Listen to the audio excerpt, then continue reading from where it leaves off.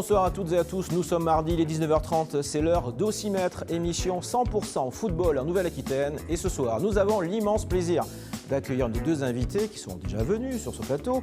Gaëtan Huard, ancien gardien de but de Bordeaux et de Marseille, uniquement ce soir. Je citerai ces deux clubs, vous allez ça entendre pourquoi. Bonsoir Gaëtan, merci Bonsoir, d'être venu ce soir. À vos côtés, Christophe Hutto, agent de joueur qui vit à Mimizan dans les Landes et qui a bien connu le sujet dont nous allons parler ce soir. Bonsoir Christophe. Bonsoir. Merci d'être également présent sur ce plateau. Émission spéciale Marseille-Bordeaux, samedi à 21h au Stade Vélodrome. Ce sera une affiche, on va en débattre pour les deux clubs. Et voici les thèmes pour parler de ce Marseille-Bordeaux. Est-ce encore un choc ? Ça sera le 9e contre le 10e ou le 10e contre le 9e qui va recevoir. Ça sera le premier thème de ce soir. Hatem Ben Arfa, très attendu, la nouvelle recrue bordelaise qui a également joué à Marseille. Nous évoquerons avec vous deux, bien évidemment, l'histoire de cette fameuse rivalité entre les deux clubs et vos souvenirs personnels. Il y en a. Rendez-vous tout à l'heure en fin d'émission. Première question à vous deux. On commence par vous, Gaëtan Huard. Quand le 10e du championnat reçoit le 9e, Marseille reçoit Bordeaux, est-ce qu'on peut encore parler d'un choc ? Ça reste Marseille et ça reste Bordeaux. Ça reste une affiche emblématique du championnat et ça dure depuis des années grâce aux deux présidents, Claude Bèze et Bernard Tapie, qui ont fait monter la pression pendant toutes leurs années de rivalité. Maintenant, ça reste un choc quoi qu'il en soit. C'est quand le calendrier sort, en mi-juillet, on regarde quand est-ce qu'on va à Marseille, quand est-ce qu'on va à Paris. Il y a des matchs clés, des matchs phares. Et quand est-ce qu'on les reçoit également.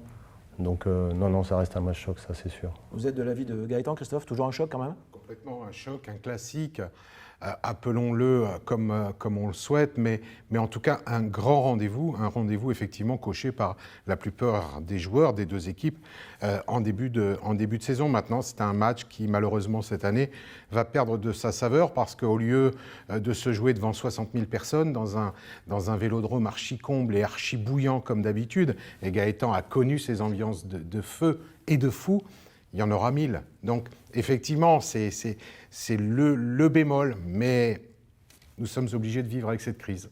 C'est un avantage, alors je ne sais pas si c'est le mot pour Bordeaux, de jouer dans un vélodrome quasi désert ? Moi, je serais presque pour faire le championnat les 38 journées sans public, parce qu'il y en a qui vont être désavantagés finalement sur les matchs retour. Et je pense que c'est un désavantage pour Marseille. Oui, c'est vrai que quand vous avez la pression du stade Vélodrome derrière vous, vous êtes survolté, vous avez envie d'apporter le plus possible, de marquer, de vous transcender à chaque action, et ça pousse derrière, on joue à 12, quoi. Donc c'est la réalité. Vous nous parlerez de vos souvenirs tout à l'heure, quand vous étiez gardien de l'OM. Est-ce que, revenons à ce match 2020-2021, est-ce que la défense bordelaise, entre autres, va passer un test comme meilleure défense de Ligue 1 avec Lens ?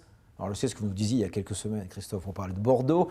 Elle est quand même solide, cette défense. En tout cas, ce système défensif bordelais est solide. Face à Marseille, est-ce que ça va suffire ? Je n'ai jamais prétendu le contraire, bien au contraire.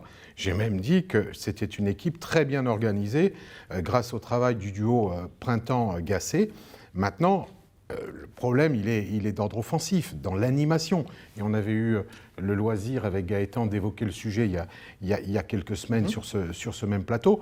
Maintenant, est-ce que l'équipe offensivement marseillaise va faire peur? Je crois qu'elle fait peur à personne aujourd'hui, parce que Benedetto n'est que l'ombre de lui-même. Il a des stats qui sont même limite inférieurs à ce grand attaquant qu'ils avaient trouvé dénommé Mitroglous. Donc non, mais ce n'est pas le souci, en tout cas l'inquiétude que j'ai pour cette équipe girondine. Bordeaux peut ramener un résultat de Marseille, Gaëtan ? Bordeaux se doit d'être dans la continuité, de ramener un résultat positif de Marseille, de ramener quelque chose, pour des raisons simples, c'est qu'ils viennent de marquer enfin à domicile et réussir à gagner. Après, ils enchaînent avec un match de Nîmes, ils reçoivent Nîmes, il me semble, et je crois que c'est important d'aller chercher des points à Marseille pour continuer sur la même lancée. Bordeaux ne prend pas beaucoup de buts. Bordeaux est sur 5 clean sur 6 matchs, ça c'est intéressant. Et là, a marqué 3 buts, donc c'est vrai qu'en plus, ce sont les joueurs offensifs qui ont marqué, plus ou moins avec Basic en plus. C'est intéressant pour l'équipe, pour bonifier un petit peu la confiance. Alors c'était 3-0 contre Dijon, il y a déjà 10 jours. On va enchaîner. Pardon, je ne sais pas pourquoi je parle. C'était 3-0, c'est ça ? C'est ça, 3-0. Ah voilà, Dijon. Bien, Dijon, dernier du championnat. La transition est tout trouvée. Vous parliez d'interrogation offensive depuis le début de la saison. Côté Girondin-Bordeaux avec notre deuxième thème du soir, Hatem Ben Arfa. Forcément très attendu à Marseille. Peut-il être ce fameux facteur X qui va changer le jeu offensif de Bordeaux ? À vous l'honneur, Christophe. Hatem Ben Arfa qui a signé la semaine dernière. Oui, alors moi je suis forcément pas objectif, j'adore ce garçon. Je ne parle pas du footballeur, je parle de l'homme. J'ai eu la chance de le côtoyer lorsque j'avais un certain nombre de joueurs dont j'assurais la gestion à l'Olympique de Marseille, et il y était. Donc j'ai été amené à le rencontrer à plus d'une reprise, et j'aime ce garçon parce que, contrairement à ce que l'on pourrait imaginer, il n'est pas sot, mais il a une naïveté. C'est quelqu'un qui aime le football, quelqu'un qui a une sensibilité football. Maintenant, si j'essaye d'être objectif, je regarde le parcours d'Hatem depuis quelques saisons. En tout cas, la saison dernière, il a fait 5 matchs, c'est peu. Ah bah la Dolide. Ouais, c'est très très peu. Mais il va apporter quelque chose. Et puis je suis sûr que Jean-Louis Gasset et Ghislain Printemps vont lui apporter ce côté paternel que Hatem peut rechercher. Qu'en pensez-vous, Gaëtan? Moi, je ne parlerai pas de l'homme, je parlerai du joueur. Parce que je l'ai commenté, je l'ai vu jouer plusieurs fois. Et c'est le joueur qui est capable d'allumer le stade. On n'attend qu'une chose, c'est qu'il ait le ballon. Maintenant, il faut qu'il soit sur la condition physique qu'il avait à Nice, sur l'état d'esprit qu'il avait à Nice. Et je pense qu'avec Ghislain Printemps et avec Jean-Louis Gasset, la confiance peut revenir. Et je pense que c'est un affectif. Et je pense que ces deux coachs sont des affectifs aussi. Donc à partir de là, je pense que l'osmose peut prendre et que ça peut le libérer.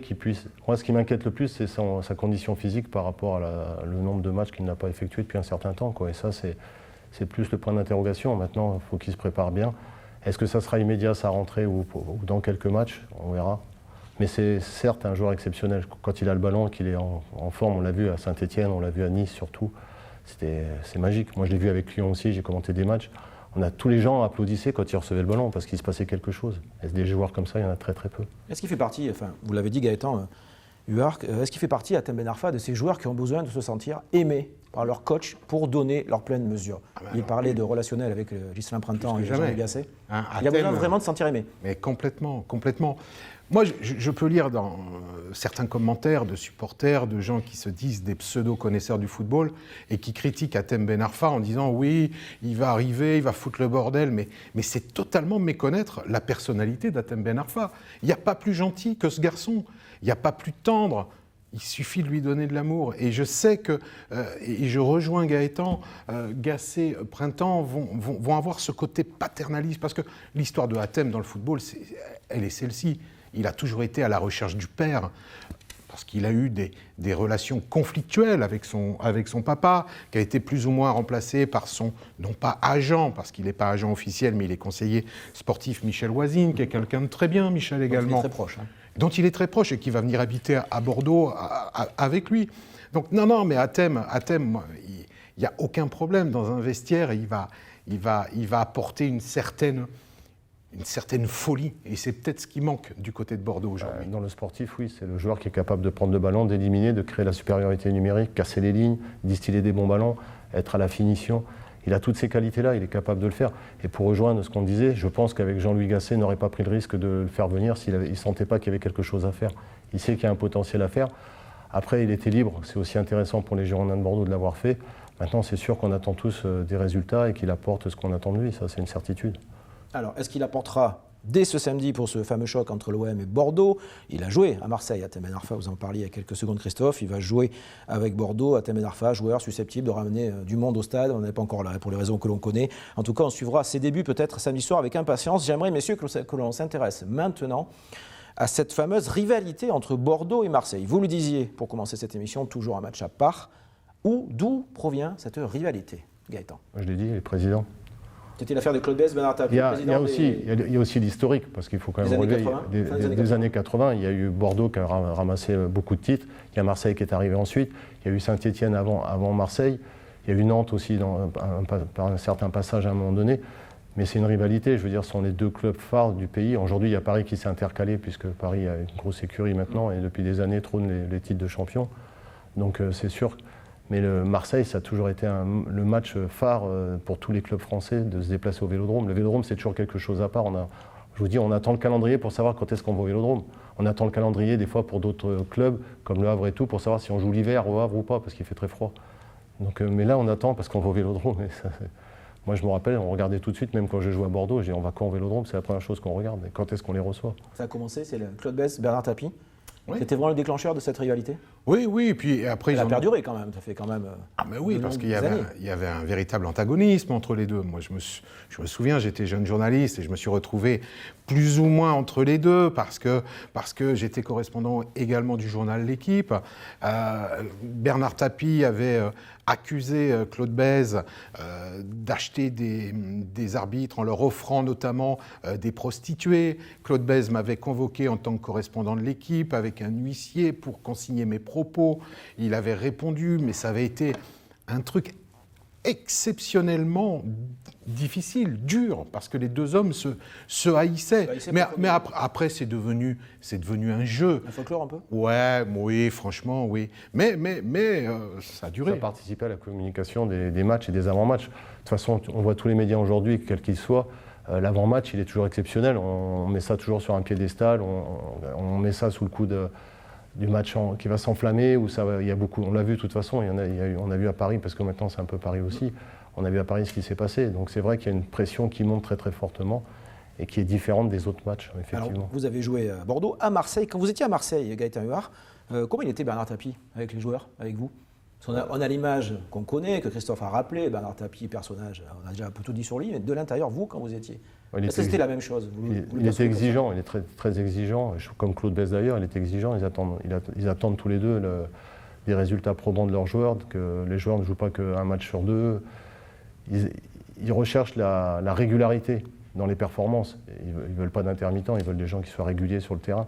Je me rappelle d'ailleurs Claude Bèze l'avait fait à l'époque, il avait convoqué je crois Jean-Marc Ferry pour lui dire je te fais ton salaire à 50%, et Jean-Marc avait dit pourquoi? Il a dit parce que tu joues que les matchs à domicile, à l'extérieur on ne voit pas. Et ça, on le sait tous dans le football. Donc, mais ce sont deux personnages comme ça. Moi je me rappelle à Marseille, Tapie s'assied à table à côté de nous, et il s'assied à côté de Basile, il dit t'as vu ce qu'il a dit sur toi là? Et de suite, Basile, ça gonflait tout de suite, mais il le faisait avec certains joueurs. Donc non, ils avaient cette passion, cet engouement et cette ferveur qu'ils amenaient en supplément de la pression extérieure déjà, et eux, ils amenaient encore un plus. On ne le retrouve pas aujourd'hui, ça, dans le foot français? C'est difficile? Non, c'est l'époque qui veut ça aussi? C'est plus aseptisé, peut-être?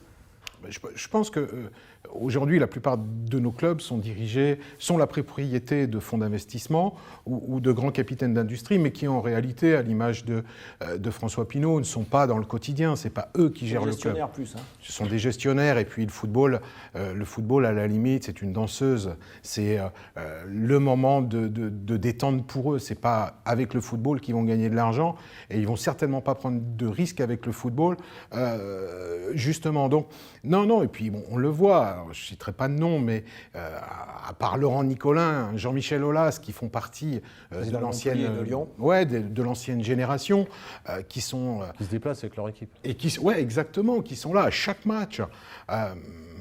Les autres présidents... C'est pas le cas aujourd'hui, pardonnez-moi, les présidents ne se déplacent pas toujours avec leur équipe? Pas tous. Pas systématiquement, en tout cas. Ça dépend de l'endroit. À Paris, ils seront tous là. À Marseille, ils seront tous là. Mais s'il s'agit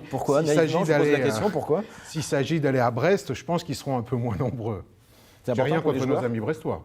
Non, qui jouent très bien au foot d'ailleurs, avec des petits moyens financiers. C'est important pour les joueurs de voir un président comme pouvait être Bernard Tapie à l'époque, qui était toujours derrière vous, ou c'était un peu trop de pression parfois? On se posait la question, est-ce qu'il est là? Est-ce qu'il va venir? Parce que bon, il ne voyageait pas avec nous, il venait avec son avion de Paris. D'ailleurs, il nous emmenait de temps en temps en déplacement aussi. C'est déjà arrivé aussi. Mais non, c'est une présence de tous les instants. Et puis si ça ne va pas, je me rappelle qu'un match, il nous avait dit après le match, il a dit à Bernès, il dit Jean-Pierre, à 15h demain, je les veux tous au Vélodrome dans le vestiaire. Parce qu'on avait fait un résultat 1 partout à l'extérieur, ça ne lui avait pas plu. Donc on avait pris une salade le lendemain, mais grave, 15h au vestiaire, c'était pas pour s'entraîner. C'est la transition toute trouvée, Gaëtan Huard, avec notre dernier thème et débat du soir, vos souvenirs à tous les deux. Alors il y en a plusieurs. Alors quand on est supporter bordelais, on se dit que Marseille, c'est l'équipe qui a terminé derrière Bordeaux. Alors des deux derniers titres de champion des Girondins, en 1999 et 2009. Quand on est supporter de l'OM, on se dit qu'on a gagné la Ligue des Champions. Qu'est-ce qui reste comme souvenir en fait? Qu'est-ce que vous en avez, vous, alors professionnellement, déjà? Vous étiez journaliste à l'époque de la fameuse rivalité, Christophe, et même souvenir de passionné de foot aussi. Ça restera un moment gravé dans ma mémoire. C'est le déplacement en début des années 90. On est au paroxysme de la guerre Bèze-Tapie. Claude Bèze qui décide de descendre à Marseille, alors que Bernard Tapie lui avait dit de ne pas venir, qu'il était indésirable. Claude Bèze qui descend, qui fait descendre sa Cadillac avec son chauffeur, garde du corps, Et France 3 Aquitaine, pour qui je travaillais également à l'époque, me demande de suivre ce déplacement ô combien périlleux. Et donc, Claude Bèze a la gentillesse d'accepter ma présence ainsi que celui du GRI. Et puis là, c'était Pagnol, on se retrouve dans l'après-midi du match. C'est incroyable, ça. Non, mais c'est exceptionnel. Je le vois encore en train de jouer à la pétanque à 3 heures d'un match au Vélodrome devant 50 000 personnes, parce qu'à l'époque, le Vélodrome faisait 50 000 et pas 60 000, et d'une décontraction incroyable. Et 3 heures après, il faisait son entrée tel le matador dans l'arène, où il fend la foule, il se fait cracher dessus. Mais cracher dessus, c'est pas une image, c'était la vérité. Nous, on ne le croyait pas, hein. J'étais à Marseille à l'époque. Ouais, on ne croyait pas qu'il était venu en Cadillac. Hein. Vous en parliez entre joueurs, oui. Oh, bah, ça, Tapie était énervé, quoi. Quand il a eu écho que Claude Bèze arrive en Cadillac au Vélodrome, ça le faisait pas trop, quoi. Nous, on essayait de rester dans notre match sportivement. Hein, ouais. Ça venait la motivation supplémentaire ou non, quand même pas? Ouais. Quand vous jouiez à l'OM à l'époque. Quand on se déplaçait, on était souvent dans des ambiances qui étaient quand même très, très fortes contre nous, avec beaucoup de pression et tout ça, des différents publics. En revanche, on s'en servait plus pour rendre l'appareil en disant bon, c'est pas ça qui va nous impressionner, surtout en Coupe d'Europe. Quand on avait été en Grèce, on s'était fait bouger. La voiture ne pouvait pas arriver, le bus ne pouvait pas arriver au stade. On a fini 300 mètres à pied dans des petites rues. On s'est fait caillasser tout le long de la rue. Et on est arrivé 20 minutes avant le coup d'envoi. Donc on s'est gonflé plutôt, ça nous a plutôt gonflé. On a fait un bon résultat, quoi. Mais on se servait plus de ça que d'autres choses. La peur, il n'y en avait pas. Les supporters des deux camps, vous en avez voulu d'avoir joué pour Bordeaux, pour Marseille, inversement ou pas? Non. Mais, paradoxalement, c'est les deux clubs qui ont échangé le plus de joueurs. Ouais, je crois qu'il y a. Il y avait Alain Giresse, entre autres, Alain Roche. Alain Roche, Alain Giresse, il y a eu Klaus Saloff, Philippe Vercruis, Jean-Pierre Bade, enfin, on n'en citera pas, je crois qu'il y en a Jean-Marc Ferry, je crois qu'il y en a 25 à peu près, ou 30. Donc les supporters n'en voulu pas? Non, aux joueurs, jamais. Il n'y a jamais eu de problème d'animosité vis-à-vis des joueurs. C'était surtout le contexte et surtout la rivalité entre les deux présidents qui a amené un surplus de tension. Mais ce qui était extraordinaire au Vélodrome, bon, j'y suis allé depuis que le stade a été refait, et là je parle aussi sous le contrôle de Gaëtan. Moi, c'est le seul stade en Europe, je dis bien en Europe, où lorsqu'il y a le feu, vous êtes debout dans la tribune, même présidentielle, puisque bon, j'ai la chance de faire partie des privilégiés et d'être invité en présidentielle. Vous avez, lorsque les supporters sont en furie, vous avez le béton qui tremble. Et c'est pas une image. Génial qu'on est joueur, ça. Mais c'est fabuleux. Ouais, c'est extraordinaire. Fabuleux. Nous, au Vélodrome, quand on est arrivé la première année, je suis arrivé à Marseille, le grand écran, c'est le Vélodrome qui l'avait en premier. On était tous les ralentis, tous les matchs, il y avait l'ambiance, le public et tout. Puis une ambiance, c'était...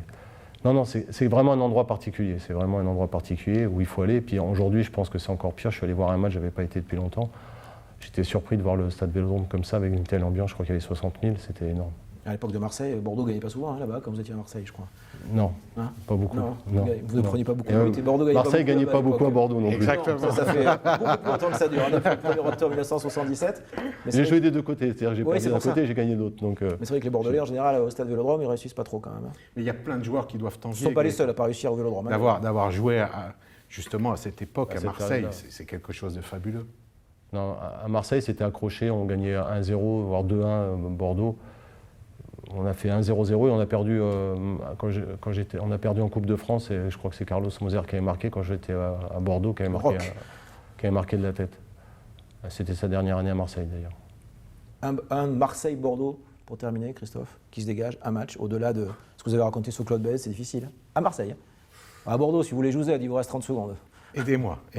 Non, pour moi, c'est souvent des matchs assez hors normes, hein, quand même. Non, mais moi, c'est pas... J'ai vu des images il n'y a pas longtemps. Et j'ai regardé un match qui était à Bordeaux, mais j'avais jamais vu autant de tacles et autant de coups. J'ai revu le match, j'ai dit c'est faux, aujourd'hui le match il termine pas, c'est pas possible. C'était ça. T'as 5 rouges de chaque côté. Ah ouais, c'était évident. Hallucinant.